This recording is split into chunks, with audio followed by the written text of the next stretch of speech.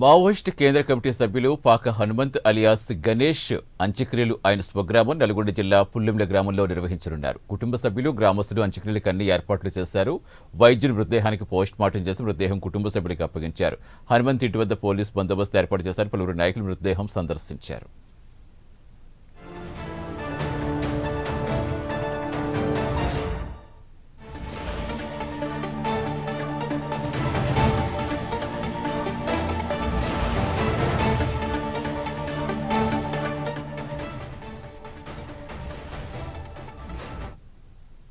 యుద్ధాలు చూస్తున్నాం. Ukraine, Russia, Gaza, పాలిస్తాన్, Israel, పాలస్తీన్లో జరుగుతున్న ఎలాంటి యుద్ధాలు ఉన్నాయో అట్లాంటి టెక్నాలజీ తోటి ఇవాళ అక్కడ వారికి అండగా ఉన్న మావోయిస్టులను, ఆదివాసులను హతమారుస్తున్నారు. ఇవన్నీ కూడా బూటప్ ఎన్కౌంటర్లు. దానిలో భాగంగా మన 25 డిసెంబర్న ఉదయం జరిగిన ఎన్కౌంటర్, పాక హనుమంత్ ఎన్కౌంటర్ కూడా బూటప్ ఎన్కౌంటర్ అని మా లాంటి పౌర హక్కుల సంఘాలు, ప్రజా సంఘాలు, ఛత్తీస్గఢ్ రాష్ట్రంలో ఉన్న ఆదివాసీ సంఘాలు, అక్కడ ఉన్న అడ్వకేట్లు అందరూ చెప్తారు.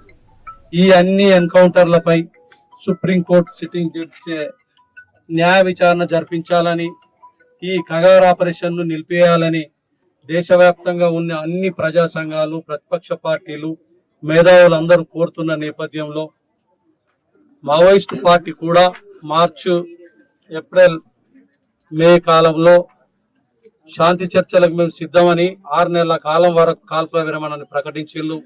ఆ కామ్రేడ్ బస్తర్ లో పేరు పొందిన నాయకుడు.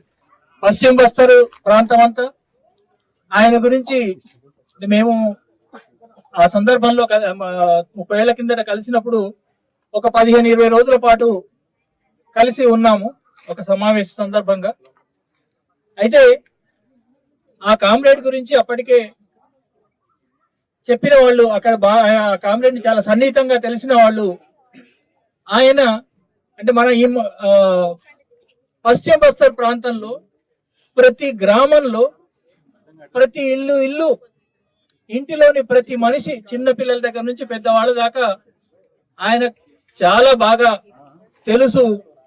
ఆయన ప్రతి ఒక్కరికి సంబంధించి వివరాలు కానీ, అంటే కొంతమంది చెప్పేది ఏంటంటే ఒక 3 తరాల మనుషుల గురించి, ఏ గ్రామంలో ఏ ఇంటి గురించి చెప్పినా ఆ ఇంట్లోని 3 తరాల గురించి కూడా చెప్పగలిగేటంత అంతటి సాన్నిహిత్యము, అంతటి ప్రజల్ని అంత గొప్పగా ఆర్గనైజ్ చేసిన వ్యక్తి కామ్రేడ్ పాక హనుమంత్.